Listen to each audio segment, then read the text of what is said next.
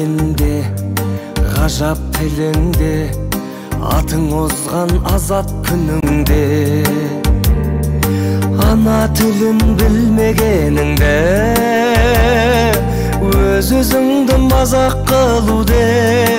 Қазақты бірге, қазақтығың қазақ тіліңде, ғажап дініңде. Қазақ тілі бабамның тілі, баламның тілі, тілім барда адаммын тірі. Бүгінгі біздің сабағымызға кіріспес бұрын, әуелі мына экрандағы назар аударайық.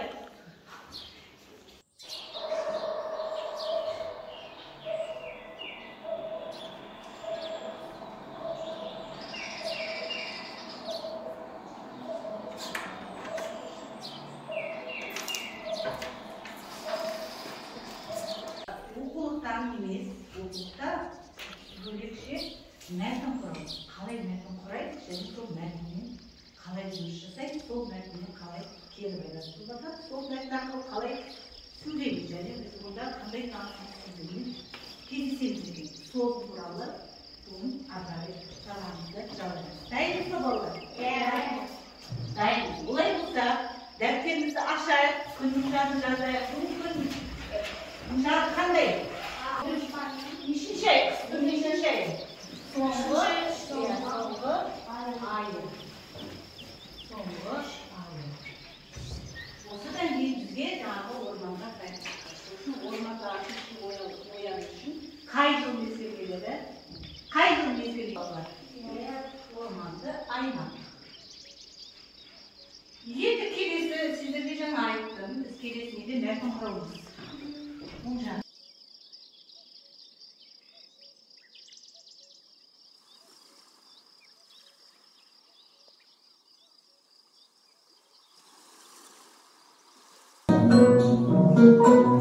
Бірге тізе біргейік, бегемот сияқты құлақтарымды қимылдап, ары-бері қолақтарымды қимылдап, тез қимылдап.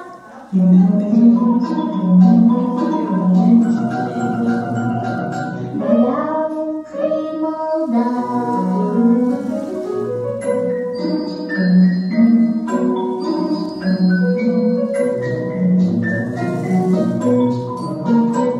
Құлақтарымды қимылдап. Ол жерде бір сұрақ белгісін көріп, және айналасында сөздермен және сөздер кескендермен. Кәне, оқып жүрейікші. Таза ауа мекендейді. Өседі. Ағашты. Қош үй. Келесі. Жасыл желек және самұрауқұлақ. Самұрауқұлақты оқимыз. Және суды қорғайды. Демалатын орны балалар. Осы сөздер сұраспен түсірді біздерде. Осы сөздердің сөздік кестері неге келінген деп білесіздер? Неге келінген деп білесіздер? Орманға. Яғни бұл сөздердің сөздік кестері барлығы орманға қатысты. Олай болса, біздің бүгінгі сабағымыз орман туралы. Яғни сабақтың тақырыбы орманды аймақ. Дәптеріңізде күннің жартылығы, яғни ақпанның 17-сі орманды аймақ деп жазамыз.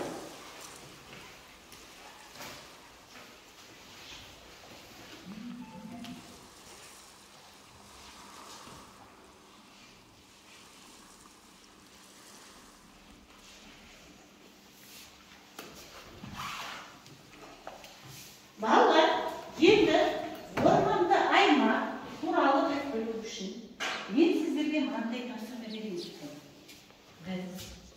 Яғни мен сіздердің алдарыңызға мына суреттің карта деген әдісін айттым. Міне бұл жерде сіздерге беретін тапсырма қандай? Біз Сіздер менің суреттерімді көрдіңіз. Орманда тіршілік ететін жануарлар, енді сіздерге берілетін тапсырма мынандай. Осы сөздер арқылы, берілген суреттер арқылы біз мәтін құрамыз керек. Кәнекей, мәтін құрайықшы. Яғни мәтін құрайық. Оларға қатысты мәтін құраймыз.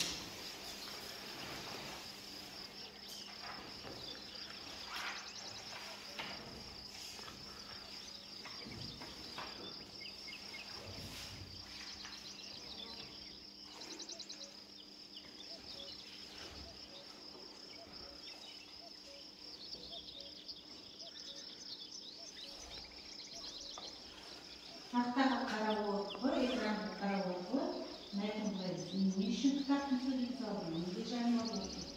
Яғни мына сөздермен сөз тіркестерді қолдануға болады. Осы қолданыс арқылы біздер мәтін құрамыз. Мәтін құраймыз. Құрап болдық дегенде балаларымыз бар екен, олай болса, кім құрап болды, сол алғашқы мәтінімізді тыңдай берейік. Я саят айта болайық. Орман біздің демалатын жеріміз. Ол жақтарда құстар ағаштың басында өлең айтады. Орманда жан-жануарлар мекендейді. Ол жақта шырша өседі. Жарайсың, өте тамаша. Тағы кім қандай мәтін құрады, балалар?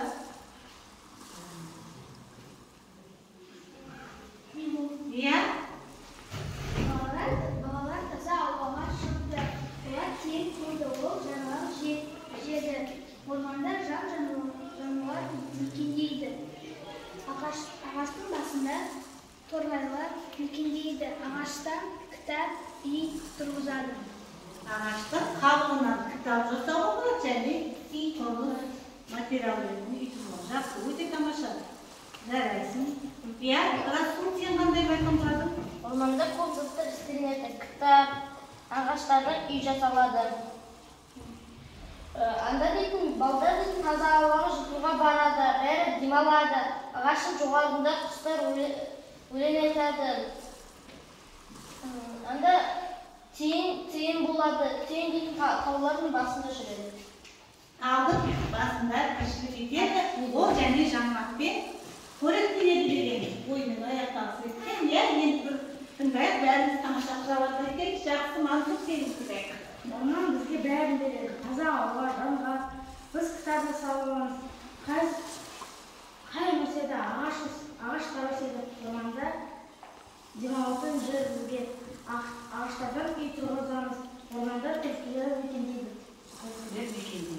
Тағы Дәулетті тыңдайық. Балалар үйден таза ауаға шықты, және олар киімді көрді, және ағаштың басында құс отырды. Ағаштар өседі, мен орманды қатты сүйемін. Орманды қатты сүйемін. Жақсы, өте тамаша мәтіндер сұрап шықтыңдар. Әркімнің мәтіні өзгеше, өз алдына бір бөлек қылып құрамызды. Жалпы орман туралы түсінігімізді біз бүгін қалыптастырдық. Солай ғой. Олай болса, орман біздің байлығымыз. Өте тамаша, байлығымыз. Орман тіршіліктің сәні, солай ма? Ондағы жан-жануарлар, әрбір ағаштар, жасыл жемектер, барлығы да біздің тіршілігіміздің байлығы, мәні, сәні ретінде. Яғни ағаштарды осы орман байлығын біз не істеуіміз керек? Қорғауымыз керек, сақтауымыз керек. Жалпы біз міне бүгін балалар мәтінді жақсы құрастырдық. Жалпы орман туралы білімімізді алдық. Олай болса, жұмысымызды ары қарай жалғастырамыз. Яғни келесі біздің тапсырмамыз, біз міндетті түрде сөздікпен бастаймыз. Тақтадағы, яғни экрандағы сөзбен алға болады. Бу. Булардың буды қайдан білеміз? Қайдан шығады?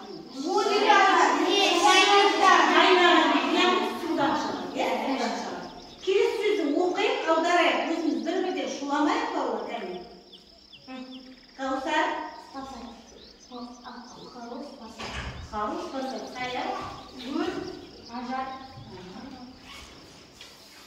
Келесі.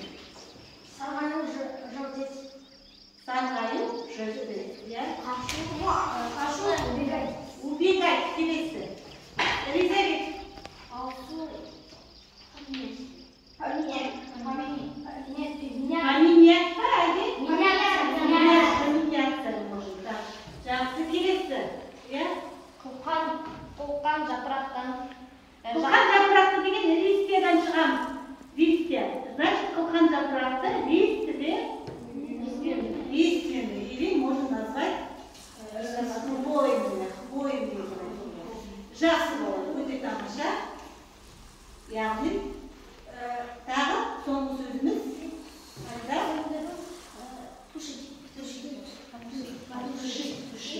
Яғни, міне, бүгінгі біздің сабақ. Бұл сөздің барлығы орманға қатысы бар ма балалар? Яғни бар. Біз орманды қорғауымыз керек. Яғни, bütün қорғауымыз керек. Яғни, жаңа айттық қой. Қорғайтын адамның керек тіршілігі өте маңызды зор деген. Жақсы сөздермен таныстық. Олай болса, ары қарай келесі біздің жұмысымыз топтық жұмыс.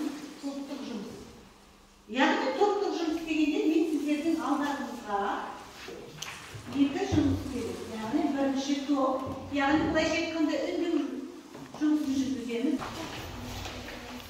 Яғни біреуіміз орман туралы бүгінгі алған сабағымыз бойынша постқа оқып шығамыз. Екіншіміз алдарыңызға берілген таратылған сюжет бойынша үндеу жасайсыздар. Қандай үндеу жасар едіңіздер? Яғни сөзден гөрі суретпен келеді. Сондықтан үндеу жасаймыз. Ал дайын болсақ, яғни мына топ дайынбыз деген сөз. Так, келе қойын.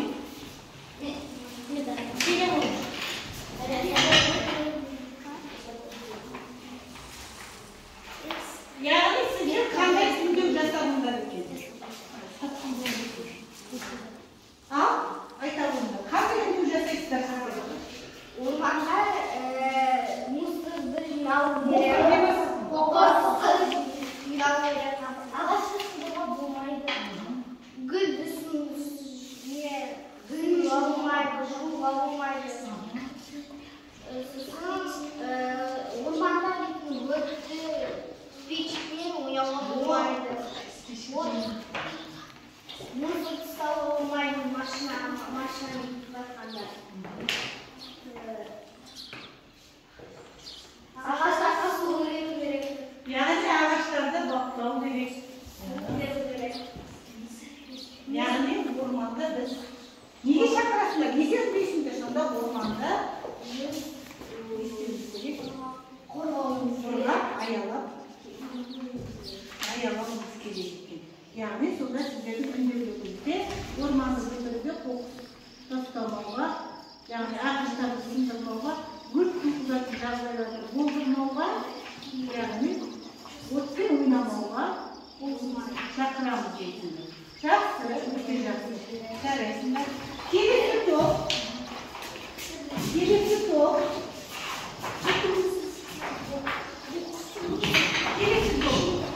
Орманнан не?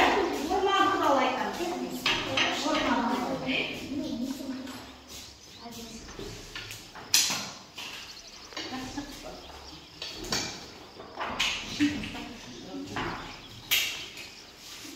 Орманға балалар шықты. Ауа жолға шығады. Анда тиын болады. Ол жаңғақ жеді. Жаңғақты қоректенеді, иә? Жақсы. Ағаштан кітап жасалады. Ағаш тауықтарынан кітап жасалады. Ағаштан үйде жасалады. Қасыр болады. Жануарлар. Яғни онда жан-жануарлар мекендейді. Ал орман сонда біздің неміз? Ауамыз. Байлығымыз. Біз барлықтары байлықтың бәрін қайдан аламыз? Орманнан. Орман біздің еліміз деп айтуға бола ма балалар? Иә. Жақсы еліміз деп айтуға бола ма? Иә. Болады. Яғни болады. Олай болса, жақсы, өте тамаша, екі топта жақсы жұмыс атқардық деп Видео потому да. Ары келесі тапсырмамыз ең оқулықты ашамыз. Оқулықтар жұмыстар бойынша беріледі. Оқулықтар бойынша жұмыс беріледі.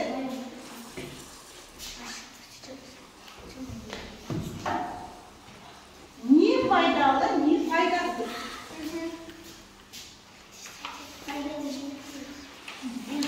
Пайдалы, пайдасыз. Яғни мен мына егерді қағаздарды қоямыз, бір-бірден әкелеміз, оқимыз, сосын пайдалы, пайдасыз тапсырамыз. Яғни бір-бірден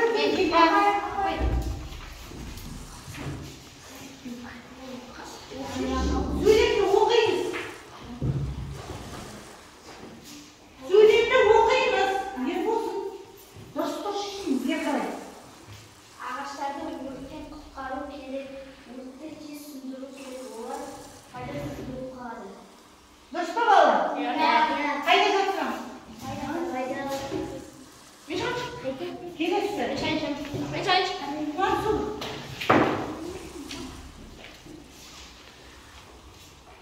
Жануарлар мен өсімдіктер жерде тіршілік ете алмайды.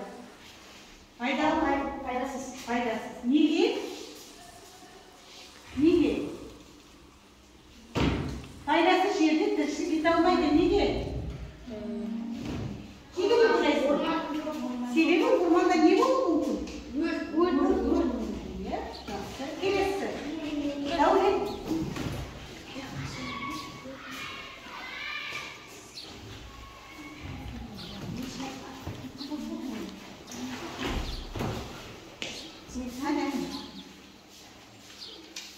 Сарғайдан жапырақ шіріп, топыраққа айналады. Бұл өте Пайдалы. Жарайсың, өте жақсы. Келесі. Әсек. Оқы сөйлесін. Өртенген ағаш.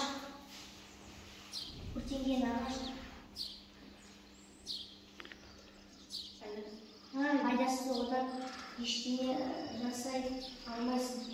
Сонда өртенген ағаш пайдасыз. Бұл бірден жауабын айтып береді, сондықтан өткізіп қалып жатырмыз.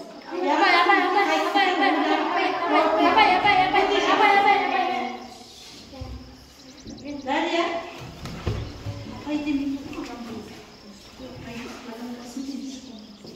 Орман өрт шықса, жануарлар орын ауыстырады, ол жер пайдасыз. Пайдасыз. Яғни орманнан өрт шықса, не болады? Пайдасыз болып қалады. Жануарлар орын ауыстыруға тура келеді. Міне біз бүгін сабақта недің пайдалы, недің пайдасыз, яғни орман қай кезде пайдалы, орман қай кезде пайдасыз екенін білдік. Сондықтан орманымызды өзіміздің қарашығындай сақтауымыз керек. Олай болса, сабағымызды аяқтай қорытындай келіп, кері байланыс керек. Кері байланыс жасайықшы. Бүгін сабақ. Иә? Бүгін сабақ ұнады ма? Иә. Ал енді өз әркім өзінің кері байланысын береді. Иә? Айта ғой. Бүгін сабақ маған ұнады, ол өте пайдалы болды. Жақсы, тарап. Фарида? Бүгін сабақ маған пайдалы болды. Орман жайлы көп нәрсе білдім. Жарайсың, тамаша. Мама, сен не айтасың? Бүгінгі сабақ маған ұнады. Мен орманда көп Орман туралы жақсы нәрселерді түсіндім, жарайды. Дегенмен, Дарья? маған сабақ өте ұнады. Мен бүгін орманмен таныстым. Орманмен таныстым. Иә, тағы кері байланысты біледі, иә? Бүгін сабақ ұнады. Мен бүгін көп жануарлар орман жайлы білдім. Орман жайлы. Жақсы болды. Міне біздің бүгінгі сабағында сіздер өте тамаша кері байланыс етіп, олай болса, бүгінгі сабақтың нәтижесінде біз жалпы орман туралы ақпаратты жақсы алдық деп есептейміз. Яғни бағалау жүйесіне келсек, барлықтарыңызда бүгінгі жақсы жоғарғы бағамен бағаланасыңдар. Өте тамаша жауап берген барлықтарыңыз сабақта өз үлестеріңізге ерекшеленіп кетті. Сондықтан сіздер мен үшін ерекше балалар. сабақ аяқталды. Сау?